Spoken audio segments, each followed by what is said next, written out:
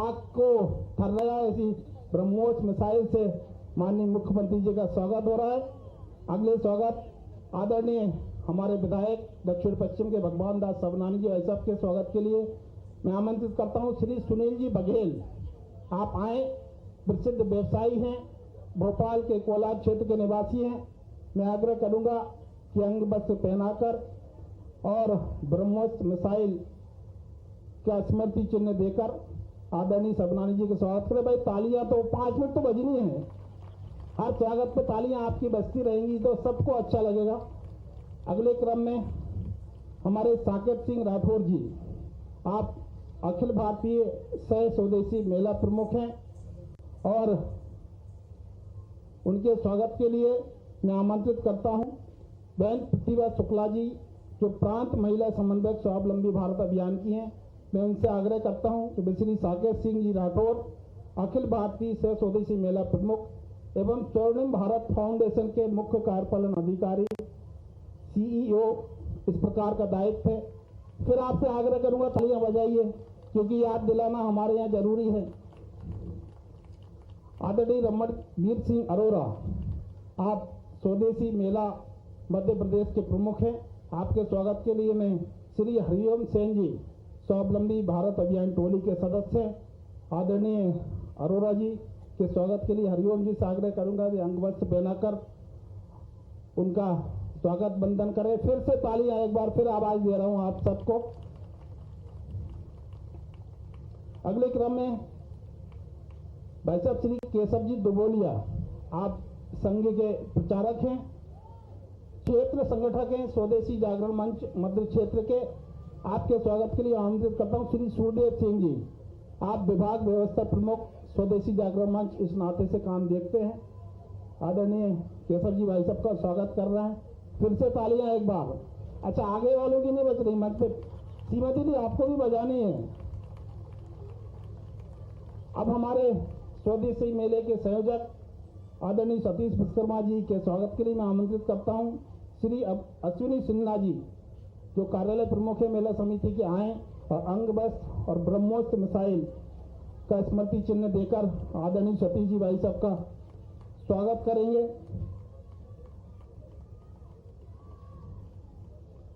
और स्वागत की बेला अब यहीं पर समाप्त होती है।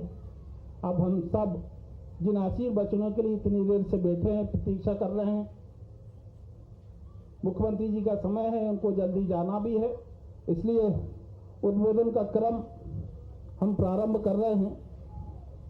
मैं सबसे पहले आमंत्रित करूंगा भाई साहब श्री साकेत सिंह राठौर जी को, वो अखिल भारतीय सह स्वदेशी मेला प्रमुख एवं स्वर्ण भारत फाउंडेशन के CEO। इसी में से बोलना है सबको। उनसे आग्रह करूंगा कि स्वदेशी के ऊपर हम सब के और मेले के ऊपर अपना विचार रखें।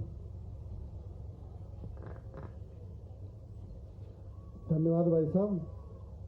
मंच आसीन हमारे मार्गदर्शक, सरल, सुलभ और सदैव स्वदेशी जागरण मंच के जो भी संघर्ष है उनमें विश्वास भरने वाले हमारे प्रदेश के मुखिया माननीय यशस्वी मुख्यमंत्री जी, हम आपका इस स्वदेशी मेले में अभिनंदन करते हैं, स्वागत करते हैं। भाई साहब, आपका ये विश्वास है कि मध्य प्रदेश में पिछले वर्ष स्वदेशी जागरण मंच के लगभग 11 जिलों में स्वदेशी मेलों का आयोजन हुआ और आप ही की प्रेरणा है कि इस वर्ष लगभग 29 जिलों में स्वदेशी मेलों का आयोजन अभी होना बाकी है। उसमें आपका जो सहयोग है वो हमारा पथ प्रदर्शन करता है। और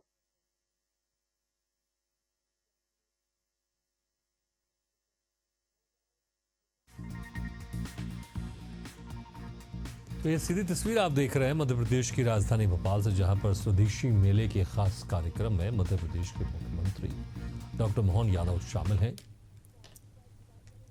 प्रदान करें, ताली तो बजानी पड़ेगी। ऐसा पीछे तो बजी नहीं रही भैया। भाई साहब टोपी वाले भाई साहब, आप ताली नहीं बजा रहे।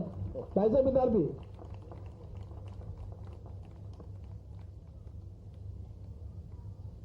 स्वदेशी मेले के आज के इस कार्यक्रम में मंच पर विराजमान हमारे माननीय विधायक भगवान दास सबनानी जी,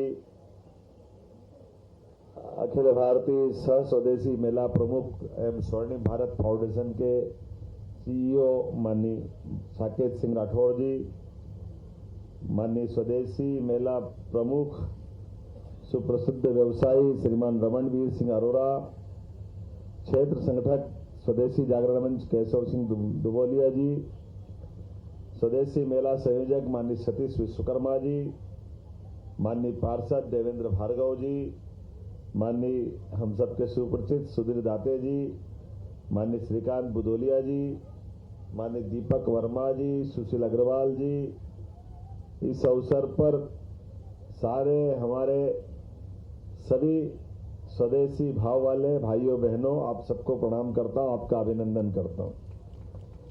आज के इस दौर में कितना समसामयिक है आज के अवसर पर स्वदेशी की बात करना।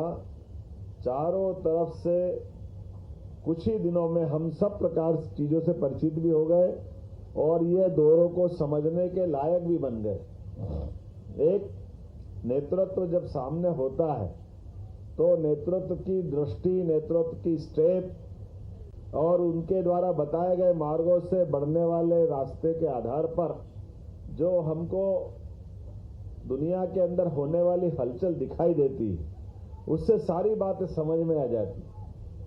हम केवल कुछ ही बातें कर लें कि अंग्रेज अगर आए भारत में, उस समय का हमारा वो दौर भारत का, जब भारत खुद सोने की चिड़िया के माध्यम से दुनिया भर में व्यापार करता था, व्यापार व्यवसाय के आधार पर बढ़ता था, लेकिन कोलंबस का आना, वास्को डिगामा का आना, ये दो अलग अलग घटनाएं हैं जिनके कारण से उस समय के स्पेन और पुर्तगाल के माध्यम से दुनिया के अंदर भारत को खोजने चले वो लोग आखिर कहां से किस कारण से आए, जो जिनके यहाँ खुद के आर्थिक क्या स्थिति थी बताने की जरूरत नहीं।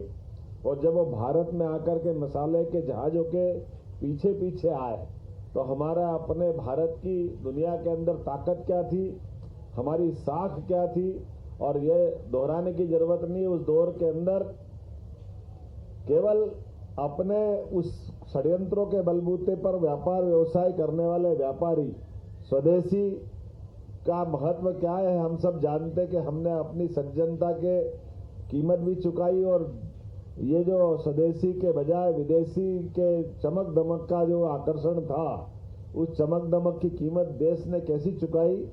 और हम सब उस दौर से आगे बढ़ते हुए चले तो 1857 में भी पंजाब से कूका भाई ने जो विद्रोह के अपने बिगुल फूके, उसका आधार भी अगर बना तो हमारा स्वदेशी का ही मूल मुद्दा रहा है। और वहां से लगा करके और आगे बढ़े, चाहे दयानंद जी का आंदोलन हो या बाद के दौर में रविंद्रनाथ ठाकुर जी की बात हो, हम बंकिम चंद्र चट्टोपाध्याय जी का आनंद मठ का उपन्यास हो, ये सारी चीजें देश के मूल तत्वों के साथ स्वदेशी की भावना के बलबूते पर, यहाँ तक कि महात्मा गांधी भी जब आए तो 1930 का आंदोलन छोड़ दो, जब लाहौर के अधिवेशन में डिक्लेयर किया कि भारत को पूर्ण स्वतंत्रता चाहिए, उसके पहले भी वो केवल स्वदेशी वस्तुओं की होली जलाना, स्वदेशी के भाव का प्रकटीकरण करना, और लाला लाजपत राय हो या बाल गंगाधर तिलक, सबने स्वदेशी के भाव के आधार पर ही स्वतंत्रता के प्रारंभ की लड़ाइयां लड़ी। वो अतीत की काल की कल्पना हो सकती होगी, लेकिन हमको ये भी भूलना नहीं चाहिए, आज 150वीं जयंती है वंदे मातरम की, और वंदे मातरम का वो भाव जो आनंद मठ के माध्यम से निकलते हुए बाद के दौर में बंग भंग आंदोलन का स्वरूप बना, और विश्व की सबसे बड़ी ताकत उस समय की अंग्रेज, जिनका रुतबा, जिनका माहौल, लेकिन स्वदेशी के बलबूते पर उनको अपने उस बंग भंग आंदोलन, बंगाल के विभाजन के आंदोलन को वापस लेना पड़ा। यह स्वदेशी की ताकत थी। मैं बधाई देना चाहूंगा उस नाते से, स्वदेशी के मूल मंत्र के आधार पर पूरा देश उद्वेलित हुआ, खड़ा हुआ, और अंग्रेजों की पैरी हार हुई, और उससे लगाकर आगे तक। लेकिन आज भी उससे आगे कहानी बताने के बजाय अभी हम अपने सब देश के आसपास घटने वाले घटनाक्रम को देख लें, और यह हमारे एक बड़े दुनिया के सबसे बड़े ताकतवर देश के नायक जिस प्रकार से कहते हैं, वह अपना हथियार बार बार टेरिफ की बात करते हैं, ये अपने आप समझ में आता है। टेरिफ कम लगा दूंगा, ज्यादा लगा दूंगा, टेरिफ कम लगा दूंगा, ज्यादा लगा दूंगा। ये टेरिफ नहीं हुआ, बंदूक की गोली हो गई, तेरे को गोली मार दूंगा, तेरे को गोली मार दूंगा। ये कैसा हमारे सामने वो दृश्य ध्यान में आ रहा है आज अपने बीच में से। लेकिन टेक्नोलॉजी के बलबूते पर, स्वदेशी के भाव के बलबूते पर यशस्वी प्रधानमंत्री ऐसे सारे उलझे सुलझे मसलों पर ब्रह्मोस की मिसाइल दाग करके भी 45 मिनट में युद्ध का कैसी दिशा बदलते और पूरे देश को गौरवान्वित कर देते।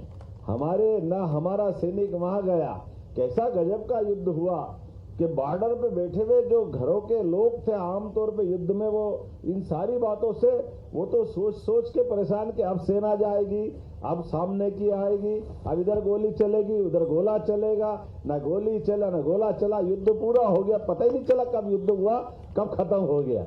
ये बड़ा एक नए दौर का माहौल था, ये स्वदेशी के बदलते दौर का वातावरण था। हमारे पास हथियार भी आ रहे, जा रहा है, पता नहीं क्या हुआ। अब तुर्की से ड्रोन आ रहा है, ड्रोन आके हम गिरा रहा है हमारे एक बगैर कोई किसी सैनिक के हिले डुले। ये जो नई टेक्नोलॉजी के बलबूते पर स्वदेशी ने अपनी जो धाक साख बनाई, तो वह ब्रह्मोस के बनाने वाले स्वदेशी के हमारे वैज्ञानिकों का भी जोरदार अभिनंदन करो, जिन्होंने इस बात को सिद्ध किया। होगा आपका जो परमाणु बम का ठिकाना, लेकिन ठिकाने को आपकी गर्दन तक हाथ पहुंचाने की ताकत तो स्वदेशी से ही आती है, जहां हमारे लिए केवल टेटवा दबाने की देर थी और ची बोल जाते। ये जो माहौल बना है, और हमने सबने देखा आज के इस दौर में भारत की तरफ से बार बार चारों तरफ से दो बड़े बड़े देश, आखिरकार इस पूरे दुनिया का नक्शा अगर अपन देखेंगे और पूरे दुनिया के नक्शे के अंदर किस बात की झगड़ा चल रहा है, किस बात की लड़ाई चल रही, तो वो बड़ी लड़ाई अगर कोई चल रही है तो बड़ी लड़ाई स्वदेशी के भाव के आधार पर इस दुनिया के सबसे बड़े देश के अंदर लगभग 1/4 आबादी हमारे पास है, और 1/4 आबादी के अंदर केवल एक में उनको बाजार दिख रहा है। वो बाजार की लड़ाई लड़ रहे हैं भारत के मामले में कि यहाँ कैसे भी करके उनका कब्जा हो। 145 करोड़ की आबादी, और उस आबादी में भी 60% अपनी परचेसिंग पावर वाले लोग हैं, जो अपने बलबूते पर इस बाजार के अंदर बड़ा रोल अदा करते। तो जिनके उत्पाद बन रहे हैं, जो अपने कमाने धमाने से लेकर दूसरी बात सोच रहे हैं, उनका सबका प्रयास है भारत के अंदर बदलते दौर में। लेकिन ये हमारे अपने दत्तोपंत ठेंगड़ी जी से लगा करके दीनदयाल उपाध्याय जी को याद करना चाहूंगा, और भारत माँ को प्रणाम करते हुए कि आज बदलते दौर में भारत और भारत का नेतृत्व बदला है, जो इन सारी बातों को खुली आंखों से देख रहा है। और ऐसे में चाहे जिसको जो बोलना बोल दे, हमारी बिना बोले ही बहुत बड़ी बोली हो रही है, ये एहसास सबको देख रहे हैं कि आखिर हुआ क्या है। बोलने वाले बोलते रहे, बगैर बोले भी जो फैसला हो रहा है, और फैसले के आधार पर जो बदलाव के माहौल दिख रहे हैं कि एक तरफ हमारे नेतृत्व से हमारे किसानों को हम बचा रहे हैं, हमारी फसलों को बचा रहे हैं, और एक तरफ हम अपनी यहाँ से निर्यात को बढ़ावा देने के लिए मेक इन इंडिया की जो बात कर रहे हैं, मेड इन इंडिया की जो बात कर रहे हैं, स्वदेशी की जो बात कर रहे हैं, ये सारी बातों का उत्तर है। ये स्वदेशी के मेले ये हमारे उसी भाव के आधार पर है। मेरे कंगे को बताकर जरूर आपने संयोजक जी ने, मैंने भाव इतना ही दिया था कि लकड़ी का आज से 25 साल पहले आपके सबके घर में लकड़ी के कंगे कंगी मिलते थे, लेकिन प्लास्टिक आया तो खोपड़ी अलग खराब करे और बाजार अलग जेब हल्की करे। लेकिन वापस दौर वापस आ गया कि हमारे यहाँ ये नीम की कंगी, नीम की लकड़ी का मोटे तौर पर जलाने के लिए या फर्नीचर के लिए उपयोग कम होता, लेकिन नीम की लकड़ी के कंगे और नीम की लकड़ी से बनने वाले टूथपेस्ट के बलबूते पर हमारा वो स्वदेशी का भाव भी बनता है। और नीम के पौधे से जुड़ करके वास्तव में ये जो हमारी स्किन है, इसका संपर्क प्लास्टिक से खराब ही होता है। ऐसे कई सारे समय के साथ बदलाव की आवश्यकता है। लेकिन आज ये मेले के उद्घाटन का अवसर है, बगैर खाए पिए लंबा चौड़ा भाषण दिलाना ये भी गलत बात है, थोड़ा संभलने की जरूरत है। मेले में भाषणबाजी का क्या काम है? मेले का आनंद तो मेले जैसा है, और कितना अच्छा लगता है। अलग अलग प्रकार के भदोई के लोग अपने कालीन लेकर आ रहे हैं, और ये भारत की विशेषता है। हर जिला स्थान पर, हर छोटी छोटी जगह पर कितने कितने प्रकार से अपने यहाँ सारी व्यवस्था चलती बनती है। और कई जगह तो मैंने उदाहरण सुनाया था, हमारे यहाँ अकेला मिठाई से विदेशी व्यक्तियों का हथियार बना के बदला कैसे लिया जाता है, इसका उदाहरण इंदौर उज्जैन के पास का फतेहाबाद है। फतेहाबाद के गुलाब जामुन बहुत प्रसिद्ध है और फतेहाबाद के गुलाब जामुन से स्वदेशी का हथियार बना करके अतीत के काल में जब शाहजहां के बाद औरंगजेब और उनके भाइयों के बीच झगड़ा हुआ और उस झगड़े में औरंगजेब को कब्जा करना था, दारा सिकों को उत्तराधिकारी बना दिया शाहजहां ने। तो ऐसे समय पर वो जब औरंगजेब को ये मालूम पड़ा कि दारा सिकों को उत्तराधिकारी बना के डिक्लेयर कर दिया, वो औरंगजेब अपनी औरंगाबाद से सेना लेके निकला। उज्जैन के पास बहुत बड़ा युद्ध हुआ। उस युद्ध में दारा सिकों की सेना की हार हुई और औरंगजेब की सेना जीती। तब तक वो 4 भाई थे। औरंगजेब इतने तेज थे कि उनने एक भाई को अपने साथ मिला लिया और उसकी सेना और ये सेना मिलकर के दिल्ली के पास, आगरा के पास भीषण युद्ध हुआ। तो दारा सिकों को मारा, दारा सिकों की सेना को हराया। पर ये क्या लोग होते, ध्यान में आता कि उनने बाद में अपने भाई जिसको साथ में लेकर रखा था उसको दारू पिला पिला के मार दिया। बाद में अपने भाई भतीजे जो और जितने एक भाई उसका लाहौर के पास था उसको भी मारा, भांजे को मारा, भांजी को मारा, बहन को मारा, अपना बेटे को, अपना एक भाई बचा था वहां युद्ध में ले जा करके उसको मारने के लिए भेजा अकबर को। संयोग से उनने अपनी पद्धति के अनुसार जो भाई के यहाँ मारने युद्ध में आया था तो उसने उसको दामाद बना करके उन्होंने कहा रिश्ता बन गया तो अब बच जाएगा। लेकिन औरंगजेब को तो कुर्सी खातिर ये भी पसंद था तो अपने बेटे को भी मारा और अपने सगे भाई को भी मारा। तो ये जो कुर्सी के लिए इतनी मारामारी हो सकती है अपने देश का नया प्रयोग था। ऐसे में जब ये फतेहाबाद बसाया गया औरंगजेब द्वारा तो यहाँ हमारे लोगों ने मिठाई के गुलाब जामुन की दुकान खोल ली। सबके लिए फतेहाबाद के गुलाब जामुन बहुत प्रसिद्ध है। लेकिन ये आप ध्यान देना कि गधे गुलाब जामुन खा रहा है, ये मुहावरा भी वहीं से चला है कि पहली बार दिल्ली में बैठने वाला कुर्सी के आधार पर अपने भाई को, भतीजे को, बहन को, भांजे को, भांजी को सबको मारे और कुर्सी पे बैठे। ये उदाहरण वहां था, लेकिन स्वदेशी के आधार पर गुलाब जामुन भी कहां से कहां चल गया, ये उदाहरण भी अपने देश के अंदर बना है। तो दुनिया के अंदर होने वाले कई बदलावों में ऐसे कई आनंद और विनोद के आधार पर भी स्वदेशी के लोग रास्ता निकाल लेते हैं। मैं आज अपनी ओर से पुनः स्वदेशी के इस भाव के आधार पर, क्योंकि मुझे मालूम है इसी स्वदेशी के बलबूते पर चीन ने भी कई सारे प्रकार से 20-25 साल में कहां से कहां चला गया, लेकिन वहां का शासन तंत्र अलग प्रकार का। इसलिए उन बहुत सारी बातों पे अपन बोले अपनी दुविधा हो जाएगी। लेकिन हमको समझना इतना ही पड़ेगा, आज के दौर में किसी देश को आगे बढ़ने के लिए, आज के दौर में सभी क्षेत्रों में भारत की सनातन संस्कृति की ध्वजा लहराने के लिए यशस्वी प्रधानमंत्री के नेतृत्व में जो उनका विजन है वो मिशन बनाते हुए स्वदेशी के भाव को बढ़ाते रहे। पुनः आज इस मेले की अब मेरी अपनी ओर से सबको बधाई, बहुत बहुत धन्यवाद।